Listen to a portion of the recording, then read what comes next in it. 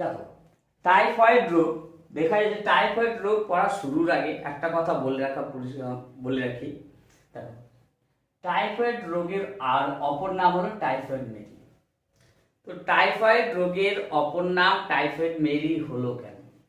ঠিক আছে, exactly Mary Malan নামে একজন আইরিশ মহিলা ছিলেন। ঠিক আছে, তিনি নিউ ইয়র্কে গেছিলেন রাঁধুনির কাজ করতে। তিনি ছিলেন টাইফয়েড রোগের বাহক, কিন্তু টাইফয়েড দ্বারা তিনি সংক্রামিত ছিলেন না।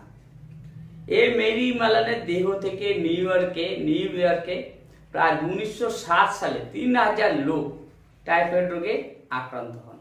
তারপরে ইনাকে শনাক্ত করে, অর্থাৎ মেরি মালানকে শনাক্ত করে একটা দ্বীপে কি করা হয়, নির্বাসিত করা হয়, এবং সেই দ্বীপে তার মৃত্যু ঘটে। এরপর থেকে টাইফয়েড রোগের আরেকটা নাম দেওয়া হয় কি,